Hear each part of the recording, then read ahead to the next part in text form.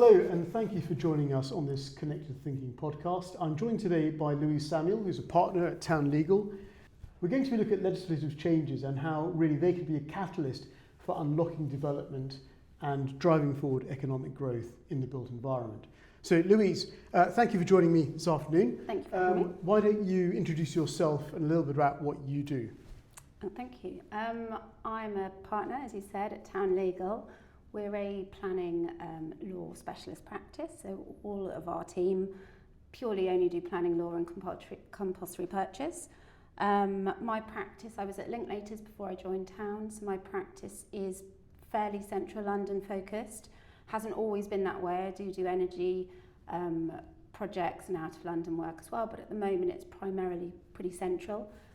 So we've come across each other on city schemes in the past, also a lot in Southwark, Westminster, RBKC, Islington, so really quite a centred practice at the moment, but that changes obviously. Sure, absolutely. So I think let's make a start on what can be quite a complex grid of legislation. And we are probably one of the most highly regulated sectors that there is.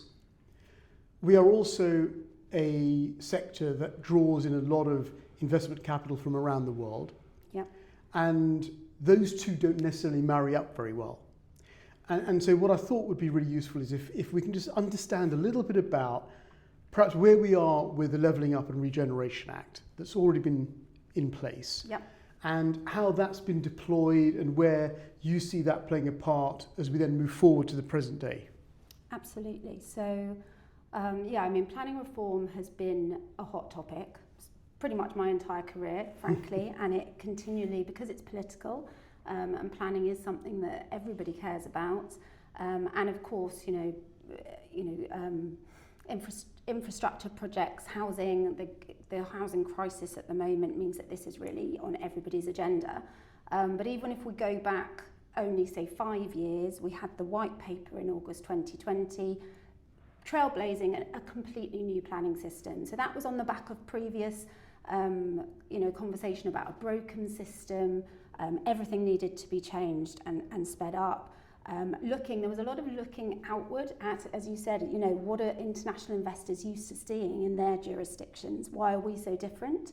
And a lot of talk about zoning and whether or not that would help us. The planning system had become quite archaic, so digitisation, which is really starting to come forward now, and streamlining some of our local plans because that system is clunky and it takes a long time. So that kind of it paved the way, I think, for LURA, so the Levelling Up and Regeneration Act in 2023, which, as you say, is in place. I've picked a few topics from that because that's a big act, but I've picked a few things that we can touch on. It has lots of other things in, so it does follow up on the local plan making reform. It does have quite a few interesting things in there about development monitoring. So commencement notices, completion notices. I think that feeds into the suggestion of developers land banking, which I think the majority of developers would argue against. But I think there's a bit in there, and there was consultation over the summer on that. So it looks like we will have something coming forward from that. Environmental outcome reports, which we're going to change or may well change how we do environmental impact assessment, which is one of the areas people are quite critical. We're very, as you said, very highly regulated. But there were two things that more, I think, are quite topical at the moment, but also come into a lawyer's day-to-day and what our clients are seeing. And they're the National Development Management Policies. Yep. And then Section 73B, which is a bit techie for this podcast, but does kind of excite planning lawyers a little bit. So NDMPs, This is perfectly timed because literally last week, the Secretary of State, Steve Reed, made an announcement that they are going to be starting to bring forward NDMPs, but not on the basis that's set out in the legislation, or at least that's likely. So they've promised a consultation, and I think a lot of people are going to be quite interested in the consultation. So the direction of travel may still change. But at the moment, the LURA allows for NDMPs to come in on a statutory basis, and it would put them with the same ranking as your local plan, your development plan, And in fact, if there's a conflict, the NDMPs would take precedence. So you could put the really tricky local issues like how your heritage assets are considered, green belt, at the national level. The local plans would therefore have to be in compliance, and that would take away some of the legal battles. And it ought to streamline and speed up local plan making. So everybody was quite excited about that. And do you think, just to interrupt there, do Yeah. you think that would give more sort of a more uniform platform across the country? Is that the intention behind it, to get a sort of level playing field for everyone? Exactly. Okay. And you'll see from a number of the things that are coming forward, when we look at the Planning and Infrastructure Bill and other things, there is a bit more of a move to a regional system, a bit more, I think perhaps the government would argue that it's central control, but I think there is a need to get some of the planning issues out of the weeds so that you've got less local kind of objection where things are fundamentally quite difficult. You know, if you're bringing forward the number of homes that we need to deliver, the government's obviously committed to 1.5 million new homes in England in this term, so that's by essentially August 29. Albeit, you know, everybody's excited about that number, but I think for a long time we've had 300,000 a year targets, which over 5 years is the same, I think. But yeah, Steve Reed has said that they're likely to come forward on a non-statutory basis. So that slightly shifts how useful they are from my perspective. I think if they come in, without getting too technical, this is supposed to be a legal version of your podcast, isn't it? Right. So Section 38(6) of the Planning and Compulsory Purchase Act 2004 is kind of the rule book. Planning decisions have to be taken in accordance with the local plan, the development plan, unless material considerations indicate otherwise. So if the NDMPs and the development plan were on an equal footing, you know, that would be the decision-making factor. If they're not, then the NDMPs will have the same status as the NPPF, the National Planning Policy Framework, and other guidance, other things that are coming forward. So they won't have that same status. So if you've got a local plan that isn't pushing forward growth and housing and everything else, it's going to get a little bit more difficult. Okay. So as I see it, and I think a number of practitioners, I think, would agree with me, this is a really key pro-growth initiative for which the legislation's already there. It needs turning on with secondary regs, but that's normally quite a quick process. I think the government's concerns are that they would have to undertake strategic environmental assessment. True, but they do that on other things anyway. I don't really see that as a problem. That there would be the potential for JR, for legal challenge. Again, possibly true, but the courts won't engage on merits of policy. They will look at procedural impropriety, so if something's gone wrong. So I'm not sure that that's really should be kind of driving where we go on it. And then obviously the need for secondary legislation. So can I ask a question on that then? So you know, as you said, this needs to be turned on, which let's sort of leap forward and assume the consultations come through and these directives are put out.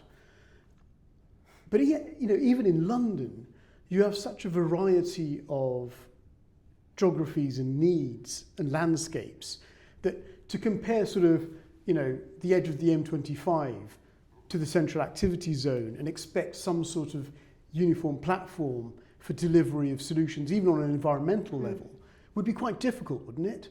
I mean, you know, I know they're overlaid with the local plan, they're overlaid with the London plan, but there are still, you know, is it going to solve the problem, do you think? I think it would help you a lot. I mean, London is quite, you know, at the moment fairly unique compared to the majority of the country, because we already have a lot of the regional planning that is intended to be coming in across the rest of England. We already have the London plan. Local plans should be in accordance with the London plan. We already see a bit of tension there sometimes, but generally that alignment. And then we've got the NPPF obviously at national level already, but it doesn't have development management policies in. So it would be just pulling some of those issues that can go across the whole piece up to the top level. Local plans would still have a really important role, but they'd have to be in accordance. So they'd have to align to the growth agenda. They'd have to take a similar assessment for your heritage assets. and it would allow less kind of local politics to drive the agenda slightly. Yes. So I think they would be really important, but I question if they're non-statutory. I don't really understand how they'd be that different from the MPPF. I mean, I know one is a framework and one would be setting development management policies, but I think it would be very interesting. Now, this consultation's coming out at the same time as we're promised a consultation on the new draft MPPF. So it may be that these two things will align, and we'll see that when we have the consultation as a little Christmas present, just I suspect in the last week of December. But I think a lot of people are going to be really interested in that, because that is a tool set up by the previous government that could be turned on and I think could make some significant change quite quickly. Very good. And then the second one under LURA that I think for us, and this is a bit more techie, but I think is quite interesting, and certainly it's a conversation I've been having with all of my clients all of the time, are asking about how they amend their existing consents. We've got a number of routes to do that already within the Town and Country Planning Act. You have a Section 96A, or people call it an NMA, non-material amendment. Yep. So if it's not material, brilliant. That means you can vary any element of your permission. Description of development, conditions, anything, as long as the LPA considers it to be not material, so the change does not have a material effect on the planning permission as a whole. Great. You then have Section 73 of the Town and Country Planning Act, which for a long time has been used. Practice has evolved such that it's been being used essentially outside of the scope of the legislation. We've all been pushing it a little bit, and over the last few years there's been a number of cases which have kind of pulled us all back in. Section 73 allows for non-compliance with a condition, so you can use it to vary or discharge an existing condition. But if there's not a condition there, you can't. And if it's going to bring inconsistency with the operative terms of your, what we call the parent permission, the one that you're varying, then you've got a problem. So if you are, for example, bringing in a new use, it wouldn't be a 96A because, it could be in certain circumstances, but often that an LPA will say, well, that's material. You then look at 73, I've got a clash with my parent permission, it never allowed for that. Or sometimes the descriptions of development have become really detailed compared to 15 years ago. We'll now have AOD heights in, we'll have exactly where each use is within the scheme. In those scenarios, Section 73, even though the changes might not actually really do anything, it can't work because we've got this inconsistency. This could be really quite fundamental in the process, because I mean, I've seen that schemes will quite often come back to committee 2 or 3 times before they get to implementation. Precisely. Because there are all these different variations that need to happen. And you're not at the rebirth, the stages of design aren't there at the point that you have the budget to get through planning. So you need to get your planning off, and that might release finance to take it to the next stage of design. And so this could really be quite a nice sort of flex within the system.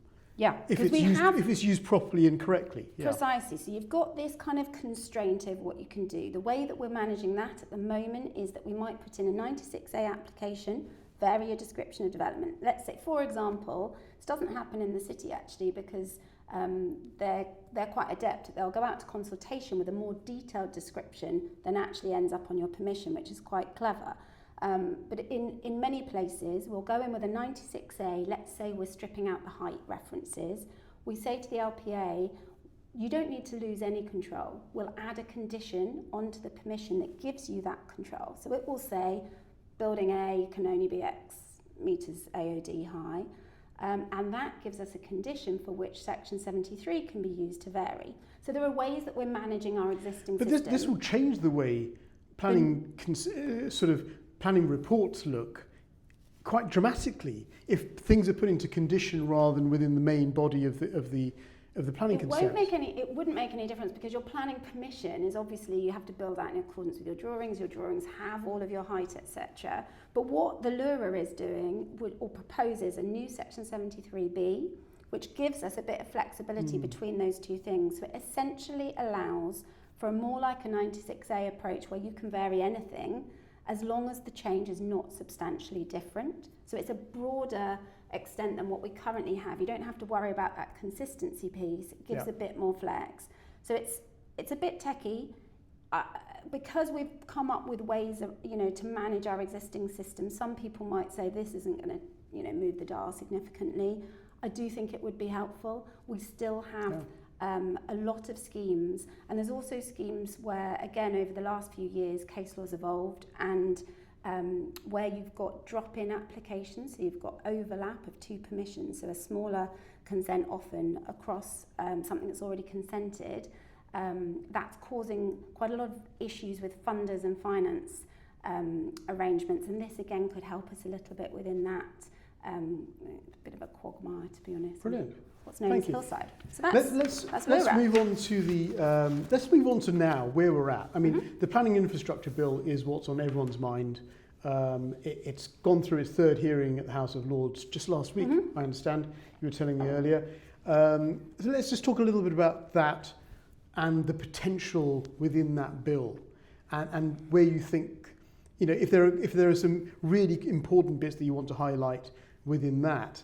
Let's just do a bit of a dive into that bill. Okay, great. So as you said, I think the government would certainly agree that this they're really pushing this through as a key tool to get them towards their target. So this is really, what they're hanging their hat on, speeding up and streamlining the system. There's timing implications of that because, of course, if you look back at LURA, that was a 2023 act, and we still haven't turned on a lot of these provisions yet, but there was a change of government. This could be quicker than that, but it could well be that a lot of these things are kind of another couple of years down the track. But we are at the last stage of the bill. I think a lot of us were eating lunch at the WPA whilst it was being debated, and we hoped that was the last debate. There's going to be another debate because in that last week of November, because the House of Lords are trying to restrict slightly the ability for developers to mitigate and offset environmental impacts by way of a payment into a national nature recovery fund. Yeah. And they're looking at trying to pull that into air and water impacts only and not allow it for impacts where it's to protected species and habitats. Probably not the one for us to focus on, given the London focus perhaps, but that's really what's holding this up. I think the Labour MPs were whipped to refuse, so we're not in a settled state where we're at royal assent yet, but hopefully it won't be too long until we are. There's a lot in there, again, like Laura, it's a full act. It has all sorts of things on compulsory purchase, which I'm not going to pretend is my expertise. It's got additional powers for development corporations. It's got quite a lot in on strategic planning. Again, and that links towards another bill that we can talk about on devolution. Again, slightly less relevant for London because I think we are a step forward. It's got quite a big section in there on changes, albeit some people would argue it doesn't go far enough, on NSIPs, so nationally significant infrastructure projects. That requires what's called the NPSs, the National Planning Statements, that's the decision-making framework for these types of infrastructure projects. Requires them to be kept much more up to date, so every 5 years. It gives the Secretary of State additional redirection powers on NSIPs. A little known fact is that I actually went into DEC for about 18 months and was the kind of lead on EN6, which was the new nuclear NPS. That was back in 2010, 2011. It was ratified in 2012, and they're now just bringing forward an EN7 to look at new nuclear post-2025. But the NSIP regime it twin tracks our TCPA, but it's for infrastructure, and I think it's pretty critical that they look at some reform there if they're going to meet the targets on 150 streamlined kind of infrastructure projects. And it's really important to recognise actually that the infrastructure piece is actually in a way more critical than just the sort of development schemes coming through. Because if we don't get the infrastructure bit right, and if we don't actually catalyse infrastructure investment, the rest of it sort of falls away. we've got to look upstream and look at that infrastructure deployment, don't we? Absolutely. I mean, just recently, there's been quite a few reports actually. The LPA, so Westminster and City Property Associations, issued a report looking at kind of, London's place in the global environment, and recognises, lack of infrastructure, need for additional broadband, getting commuters into central London. There's a lot, and also on the housing agenda. There are some really key stats on, even within the London Growth Plan, the infrastructure needs that unlock all these hundreds of thousands of homes. So, yeah, you're absolutely right. And it's particularly complicated on infrastructure, partly because people, it may be more industrial. It might bring more impacts or fears of impacts on health, etc. If you've got nuclear or electricity pylons, all this kind of thing. Also just, road projects, they're linear. They cover a large area. The consultation required up front with the NSIP projects is really costly and very time intensive. And there are proposals to pull that back a bit, make it a bit more proportionate. And that will also reduce quite a lot of the expense as well. So yeah, really important. Great. On the planning side, yes. Should I give you my top three? Yes, go on, give me your top three. Top three, I mean, yeah. Fees for right. the local authorities, training, and then a national scheme of delegation. So none of them are particularly complicated. I think they're fairly obvious, it seems to me. Increased ability for the LPAs and the GLA to set their own charges for planning, up to 100% kind of recovery on what it costs them. That doesn't cover enforcement or plan making, but I think is fairly obvious, much needed. We all know that the teams are under-resourced and working incredibly hard. I would say that on a lot of the schemes that I work on, we'll generally have a planning performance agreement in place, which means that the developers have paid extra beyond statute. But the problem with PPAs, they're great. It's a bit of a moral contract, a moral agreement. We'll set out timetables, we'll agree an extension on the statutory timing often, but it's difficult to monitor where the spend is, when does it happen. It's difficult to really say, hang on, I paid you an extra £200,000, what am I getting for it? So that's actually quite difficult. This can only be a move, I think. And I think most developers accept that. They're not wanting to avoid paying for the cost of development. They just want certainty, speed of delivery, be able... You're absolutely right. And when I've talked to developers on this, about efficiency of process and the rest of it, that's one comment they have. They don't mind paying more if it delivers the level of service and eases the process and creates an efficient process that's still thorough, that still works within the framework of the law, but actually delivers the solution at the end of it. That's what everyone wants. Exactly, and it's really hard. I remember years ago on a large master plan that I work on in one of the central boroughs that I've worked on pretty much my entire career, and that there was a really strong request from the developer to pay the salary for a one-on-one planning officer. But of course, the LPA was like, we can't really, and it needs to be independent. Fully understood, but we do need more resource putting in, and that needs more money in the budget. I think there is an argument here around almost a concierging, right? There's a sort of white glove service, if you want, where you do, especially with big schemes, especially with sort of major projects that are complicated, that will have implications on infrastructure, will have wider implications for the community. I think you do need some of that special care and attention, and that's not to detract from other schemes, but it's almost to make sure that you don't ignore everything else that's going on, and you can put resource in the right place. And I think that needs to be better understood at the local authority level as well as by the private sector. Absolutely, and I think one of the issues sometimes that we have on schemes is where the developer agrees, or at least the LPA say that they will delegate the decision to officers, and sometimes, and that normally would speed things along, but sometimes the lack of the committee timetable means it's incredibly difficult to get anything done. The report doesn't get written up, the 106 is waiting for the report, there's no kind of, you haven't got committee members saying where's this, what's happening, and some of those just slightly smaller scale projects slightly fall by the wayside, and it's tricky to get traction. I won't name names, but I've been in a situation where we were looking at putting a scheme through delegated, and we got a specific request to bring it to committee. Because for exactly that, they wanted that sort of almost a terminal decision made on it.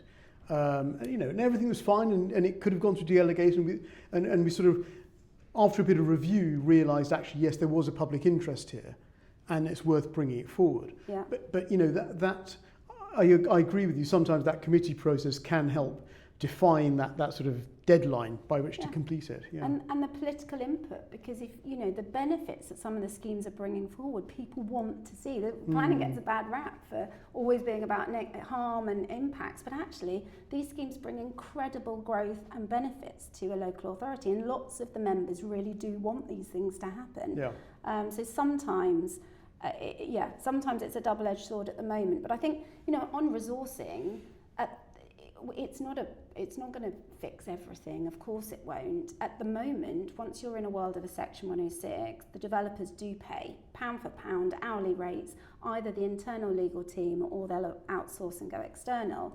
That doesn't mean we get it done in 2 or 3 weeks. Sometimes these projects can still take, and the monthly fees keep coming in on the 106, and the clients are saying, well, what's happening? Why have, there's still delay, and it comes to resourcing. So it's not the answer, but it's certainly helpful. Yeah. And what we've got to do, I mean, and it's interesting, the cynic would say, actually, Section 106s are used as a second bite of the cherry. Let's revisit stuff, and that can be on both sides of the table. The more optimist would say, actually, if we can get heads of terms agreed on Section 106, by the time you get to committee, you've done a lot of the legwork, and actually you've given some confidence to the guys paying the bills, as well as to the local authority, that this project's moving in the right direction. And it's getting that balance right. Do you think the infrastructure bill, planning and infrastructure bill, will help deliver some of that assurance? I think all of the measures in it are very helpful. I'm not sure it really ticks that box. I mean, in terms of your heads of terms, the officers are stretched. They're trying to do 100 things. The 106 package is critical, and in my view, and I'm slightly biased, it's the element of it, I suppose, that we're most in control of.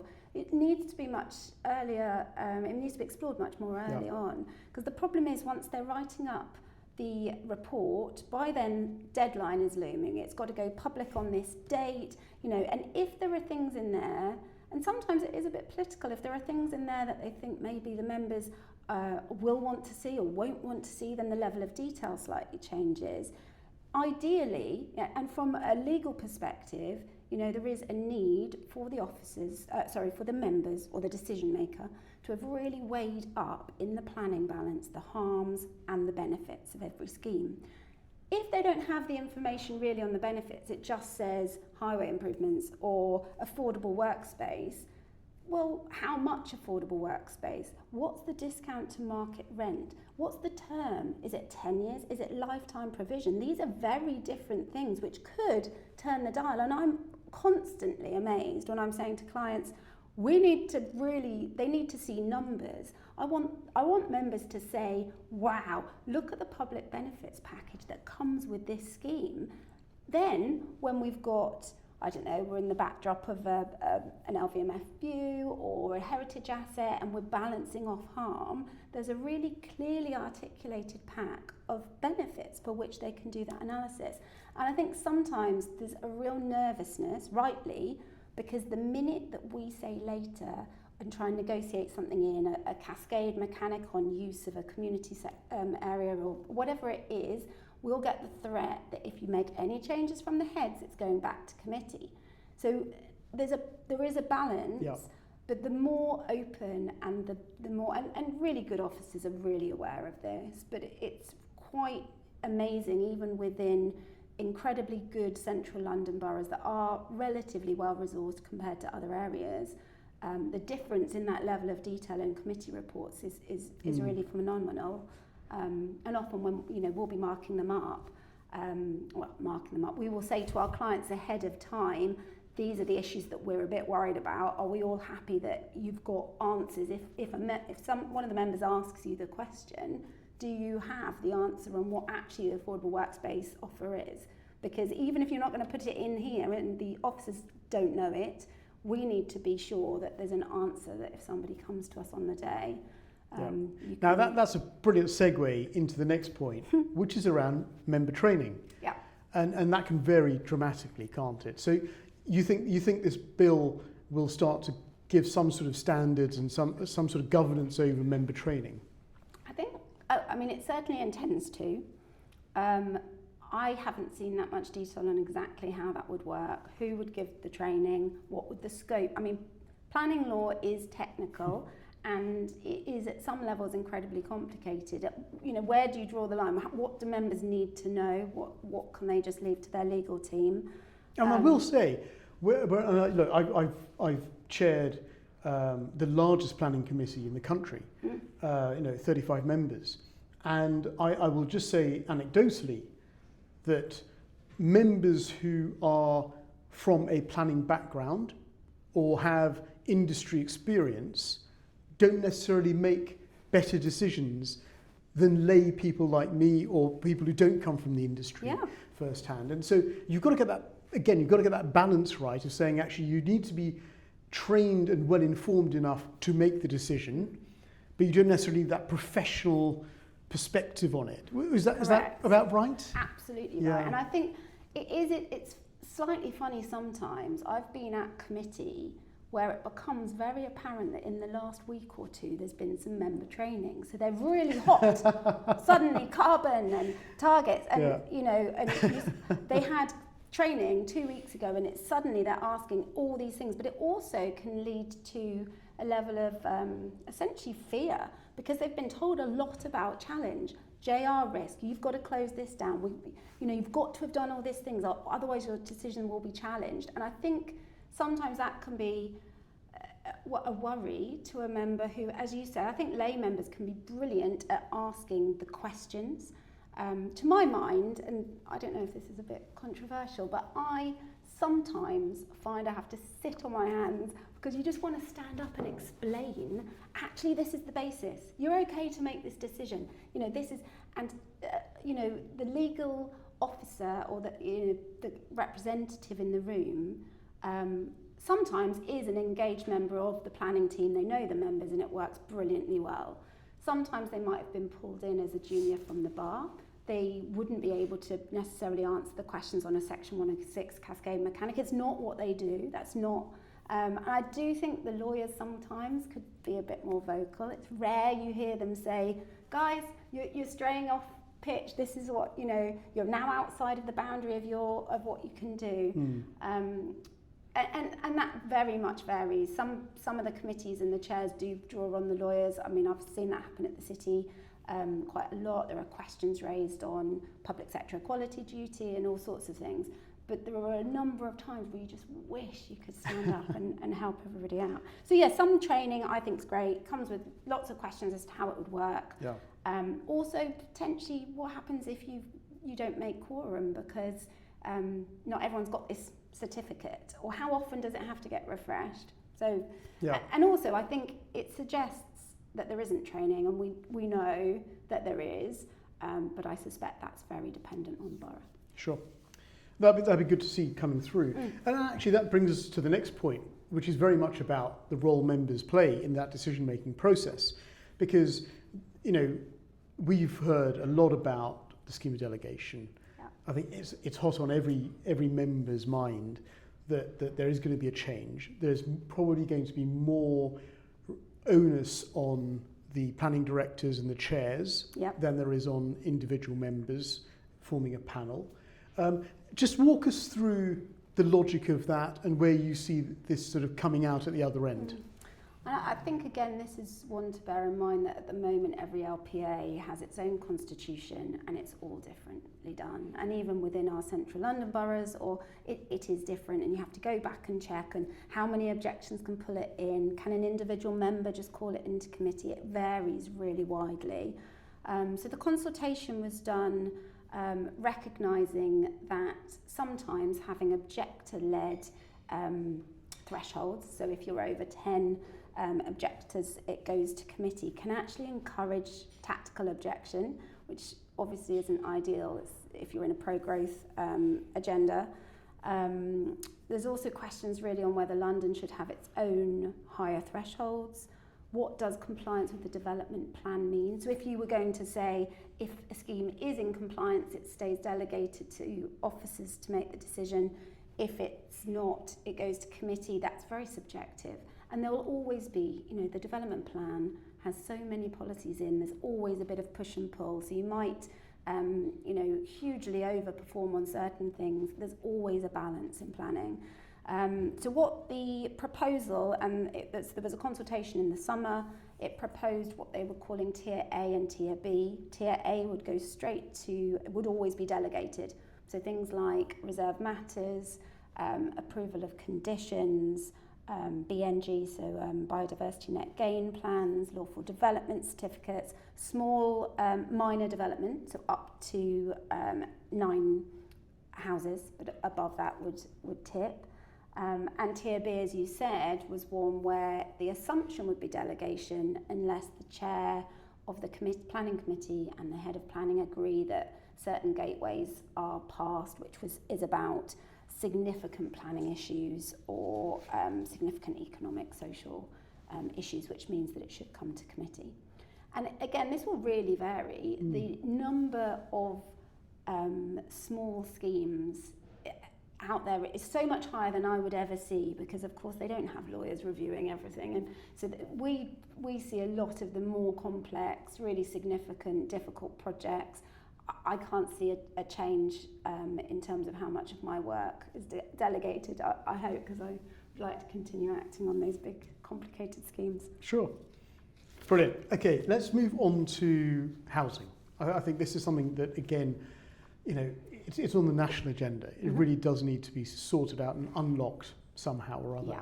And it'd be interesting just to see where the law fits into that, whether it can catalyse some of that unlocking. So, Homes for Londoners. Let's talk a little bit about that and what the sort of GLA, MHCLG sort of joint measures can do to support that. What are your thoughts on what's coming through the system on that? So this is a recent, 2 weeks ago, joint announcement which has got everybody very excited. So it's quite unusual to have an MHCLG, GLA combined announcement. It's obviously just specific to London, and it is bringing forward emergency measures to promote and progress house building. There are 5 key kind of big announcements in here, and we know that both the GLA and the government will be consulting on this. We've told November, everybody thinks it'll be around the point of the budget, so that last week of November is going to be a big week in our world. And they'll both go out for a 6 weeks consultation. So actually seeing these things come through, by the time the consultation closes, they take on board those comments. There's secondary legislation involved for some of the things. There's London planning guidance, emergency LPGs that are required. I think it's going to be end of March, April really before we see this having effect. But that's not to say it doesn't hold any weight. So 5 big announcements. Probably the biggest one is that there's a new time-limited planning route. So that reduces the amount of affordable housing that you're required to deliver. If you're in that category, there's also a community infrastructure levy relief of 50% of your borough CIL. That could be huge for certain schemes. There's also an opening up of grant that's available for the units. So the viability assessment, once you put all of those 3 things into play, could be really significant. But just explain to me what time limited means in this context, because if we're looking at major housing developments, these things are usually done in phases. They normally take a lot of time. They'll be coming back to committee at various different process stages. What does that mean in reality in that time limited sense? And again, the temporary CIL relief. Again, does that actually give confidence to the market? So there's so much in here to unpack. You could have a full session on this easily. Maybe we should. Maybe we should. One of my colleagues, Simon Ricketts, did do one quite recently. I recommend listening to that, which I had another listen of on the train this morning. Firstly, this has to come in and be in force, and you need your decision. Your planning permission needs to have been granted by the 31st of March 2028. So we're taking that's grant, so that's post 106. So for schemes that are just in evolution at the moment, you've got to get your applications in, get to committee, get through 106 before March 2028, or they have said, so it's the earlier of that date and the new London plan coming in, but I think most of us are assuming therefore it'll be March 2028. It then means, if you can commit to at least 20% affordable housing, it's a kind of new version of what the current fast track is. So you don't have to submit viability information in order to show that you're only at 20%. If you can build out up to first floor, and it does change slightly if you're multi-phase, but let's assume for each phase you build to first floor level by the 31st of March 2030. So that's quite a big ask, because once you've got planning permission, you've got discharge of pre-commencement conditions, you've got procurement, you've got demolition, you might have excavation, you might have all sorts of things. I was going to say, in London, you're looking at brownfield sites, aren't you? So there's a deconstruction phase before you start building as well. Yeah. And you may have contamination, all the rest. Yeah. There is more detail in there, but essentially, and it does allow for potential extension of that because of building safety regulator delays, which is interesting because we're doing a lot of that in our 106s at the moment. So because there is currently a fast track. And maybe we should say that the strategic target in the London plan is 50% affordable housing, but you're considered fast track and you don't have to submit viability information if you're at 35%, with detail on at least 60% social rent within that. And then at the moment, if you can meet substantial implementation, which was intended to be, but it gets negotiated, but it was intended to be 24 months. Within 24 months from grant, you've got to first floor. So it's a similar kind of thing. Then you could avoid an early stage review. Essentially this is bringing in something that looks very similar, but it doesn't trigger an early stage review. It allows the developers more time for the market to recover. So if you haven't built to that first floor level by March 2030, it brings in something more akin to a late stage review. So it triggers at 75% occupation of the units, which could be some down the track. They're calling it a gain share mechanic. So essentially you're going to pay 60-40 kind of ratio to the LPA, so 60% of your profit.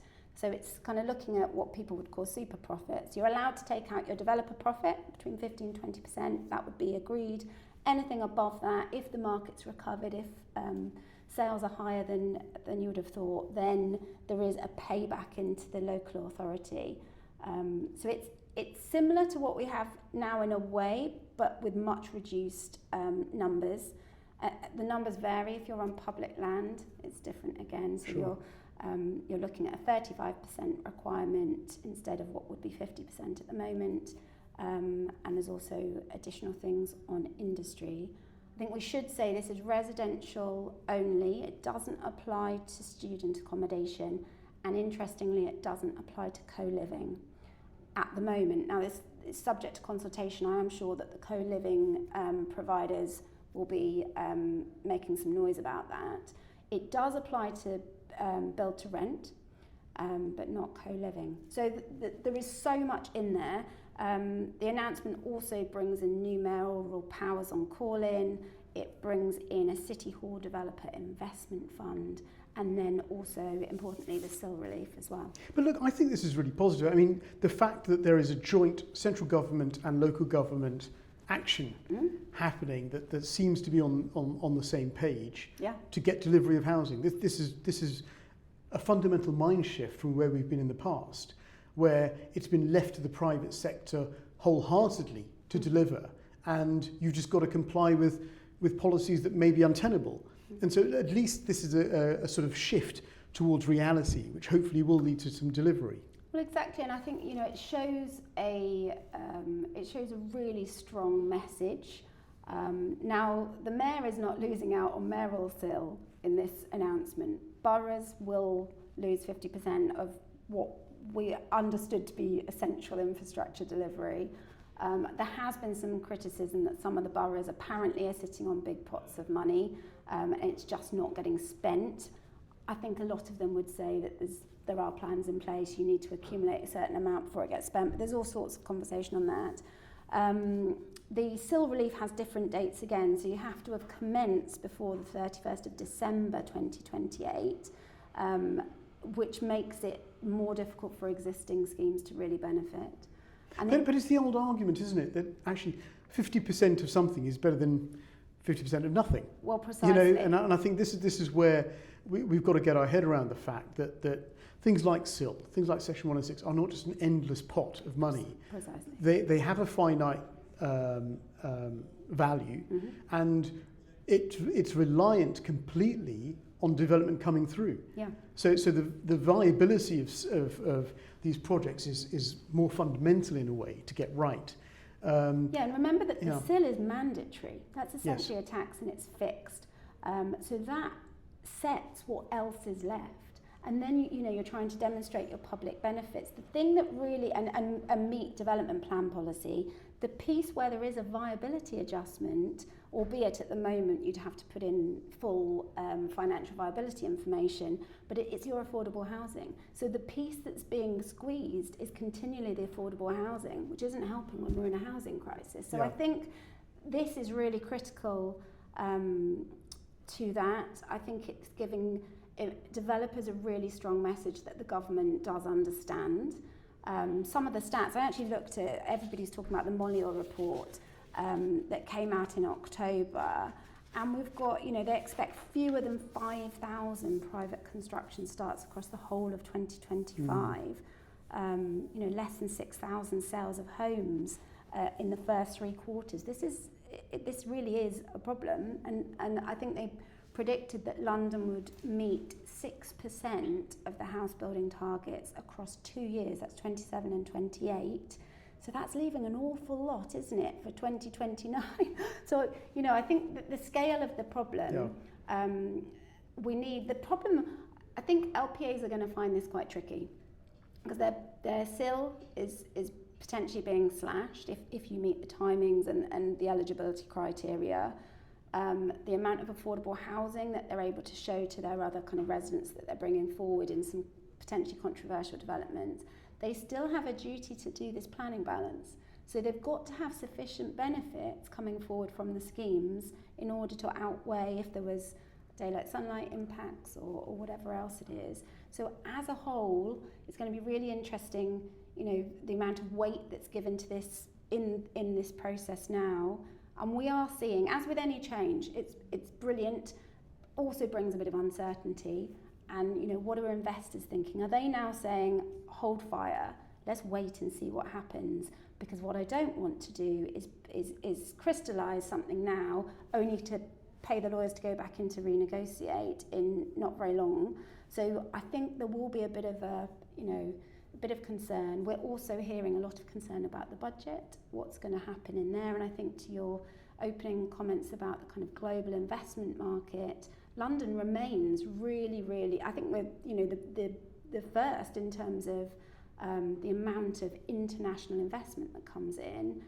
Both the city and the West End really, really still strongly performing on office, and there's still an undersupply of really strong Cat A office. There's a lot of really great things, but, creaking infrastructure, lack, and a house building, people forget, if we don't have the houses, then there's an impact on economic productivity. And the LPAs, absolutely phenomenal stats, over £5.5 million a day in London being spent on temporary accommodation. I know, scary numbers, aren't they? And if you could put that towards housing for everybody, it's just a no-brainer, isn't it? Yeah. And in fact, people quite often de-link the growth in the built environment with growth in the economy. And there needs to be, I think there needs to be a better understanding of that, a better education around that, that actually this sector is really, really vital to overall economic growth. Yeah. Right, we have a few minutes left.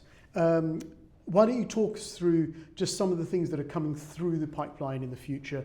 We've got the new London plan, We have. NPPF, reviews. There's a few other things in the mix, aren't there, as well? Just to make it a bit more interesting. So we're expecting a new draft NPPF before Christmas. Yeah. There's a rumour it will be quite significant changes.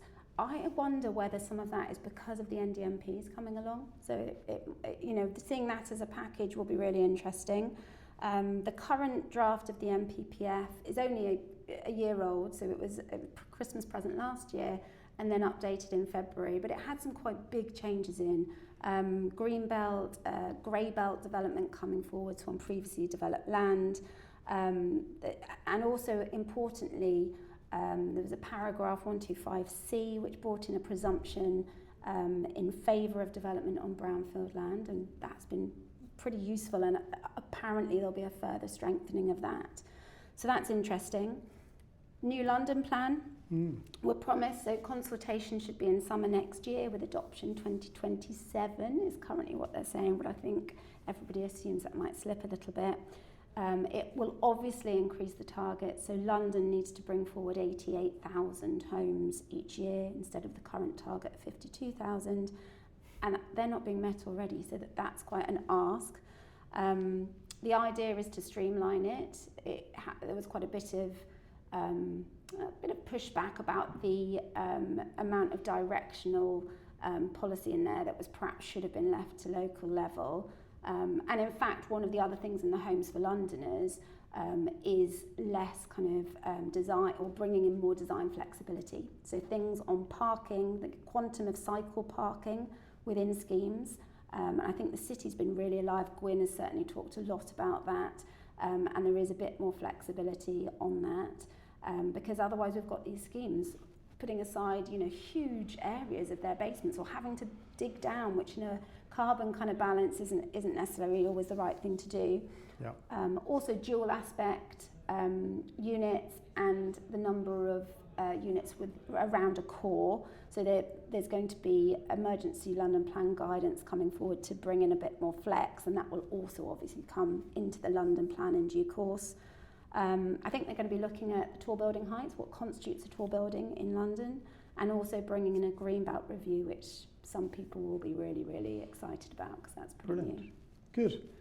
Well, look, I mean, this is an area that's going through huge change, isn't it? I mean, we've got, I've travelled around the world, I'm sure you have as well, talking to people in other cities, and they generally regard our planning system as good. It's a model for many. We don't have zoning. We didn't get onto that. Maybe that's another episode as well. But our system is regarded, and our framework is regarded as solid. It's reliable. There's a good rule of law, and a good sort of process laid out. And it's interesting that there are so many changes coming through almost at the same time. And it'd be interesting to watch this space, because and what's interesting to hear as you were speaking this afternoon was the number of pro-growth incentives that are in all of this legislation, which will hopefully help unlock a lot of growth for the economy overall.